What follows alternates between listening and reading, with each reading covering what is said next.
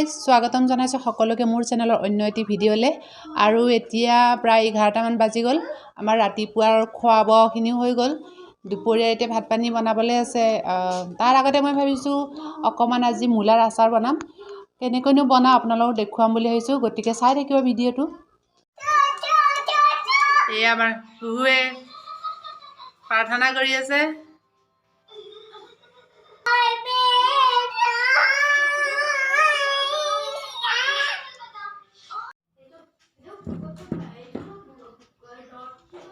এতিয়া আমি বনাম মূলাৰ আচাৰ এয়া আচাৰ বনাবলৈ মই ইয়াতে লৈছোঁ প্ৰায় 1.5 কিলো মান মূলা প্ৰথমতে মই মূলাখিনি বাকলি গুচাই লৈছোঁ তাৰপিছত সেয়া ধুই এনেধৰণে সৰু সৰুকৈ কাটি লৈছোঁ 1 ইঞ্চি মান ডাঠকৈ বেছি পাতলো হ'ব নালাগে বেছি ডাঠো হ'ব নালাগে তেনেকুৱা এটা জোখত মই এইখিনি এতিয়া কাটি ল'ম আৰু এয়া হৈ গ'ল মোৰ মূলাখিনি কাটি আৰু মই এতিয়া ইয়াতে দি ল'ম 2 চামুচ নিমখ আৰু অকমান দি দিছোঁ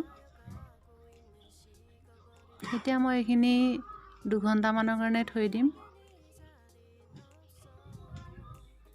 এয়া মই হৈ গ'ল মূলাখিনিৰ কাম এতিয়া লৈছোঁ মই জলকীয়া এয়া আদা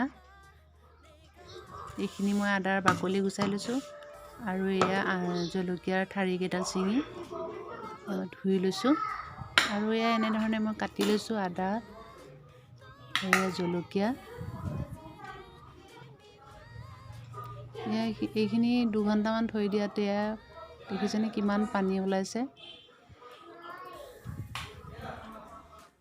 কাটি হৈ গ'ল মোৰ ৰেডি হৈ গ'ল এয়া 1.5 কিলো মান মূলা মই এনেদৰে কাটি লৈছোঁ আৰু এয়া আদা এইখিনি জলকীয়া এতিয়া আমি এইখিনি 1 ঘণ্টামানৰ কাৰণে ৰ'দত দি দিম গোটেইখিনি এখন কাপোৰত দি দিম মোৰ ওচৰত তেনেকুৱা ভাল কাপোৰ নাছিল কাৰণে মই কাগজখনতে দি দিম এয়া সবে আমি এতিয়া গৈ আছোঁ মূলা লৈ পেলাই ছাদত ৰ'দত দিবলৈ আৰু কুকুৰ মোবাইল লৈ পেলাই গৈ আছে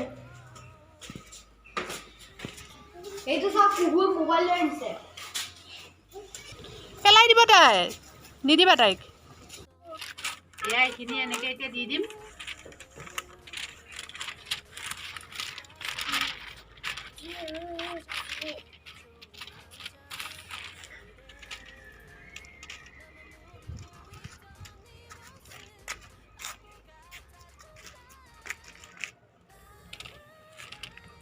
এইখিনি মই এতিয়া এনেধৰণে 1 ঘণ্টামানৰ কাৰণে মেলি দিম বেছি শুকাব নালাগে বাছ ইয়াৰে যিটো ৰস এটা ওলাই আছে পানী ওলাই আছে সেই পানীখিনি শুকাই গ'লেই হ'ব এয়া জলকীয়াখিনিও দি দিছোঁ কাষতে এয়া আদাখিনিও দি দিছোঁ এইখিনি মই এতিয়া 1 ঘণ্টামানৰ কাৰণে এনেকৈ থৈ দিম তাৰপিছত উঠাই লৈ যাম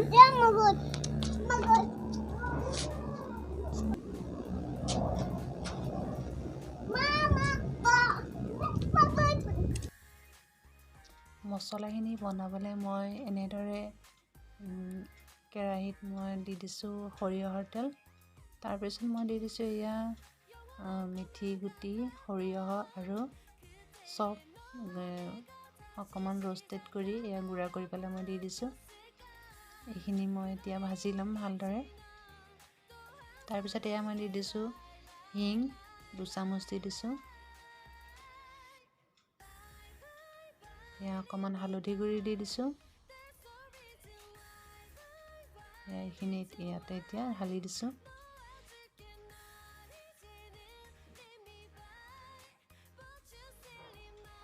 এতিয়া চামুচ ইয়াতে দি দিম জলকীয়া গুড়ি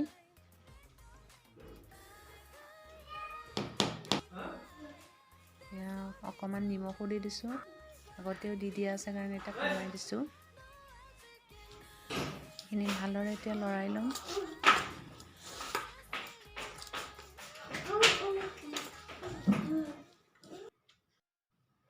এয়া হৈ গ'ল মোৰ এতিয়া প্ৰায় মছলা দি আৰু অকণমান মই এতিয়া ইয়াতে দি দিম জালুক কেইটামান খুন্দি লৈছোঁ সেয়া দি দিছোঁ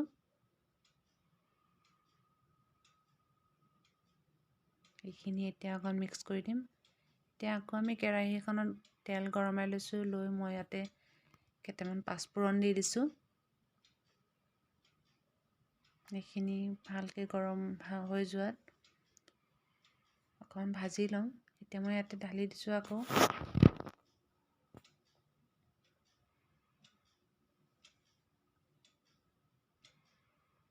এইখিনি এতিয়া ভালদৰে লৰাই ল'ম। এতিয়া হৈ গ'ল আমাৰ প্ৰায় আচাৰ ৰেডি। এয়া হৈ গ'ল আমাৰ মূলাৰ আচাৰ প্ৰায়।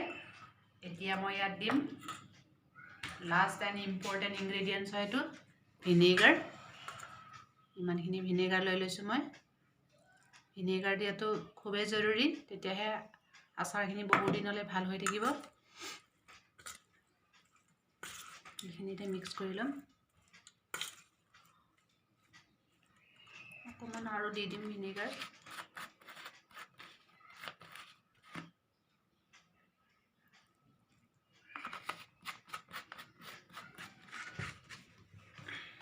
এইটো টেমাত মই এইটো ট্ৰান্সফাৰ কৰি দিম।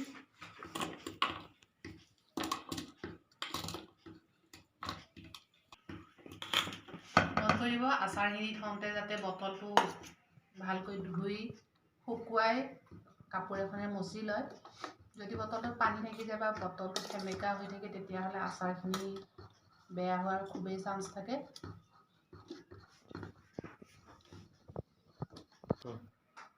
এয়া মই ভৰাই ল'লোঁ আচাৰখিনি।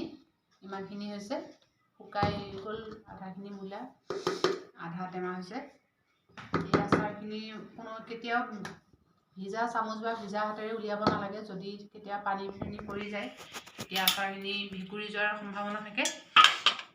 এনেদৰে মূলাৰ আচাৰ বনাব আৰু কেনেকুৱা হয় জনাব, বনাই খাব। গতিকে আজি ভিডিঅ'টো ইমানতে সামৰণি মাৰিছোঁ। এবাৰ ট্ৰাই কৰিব। বাই।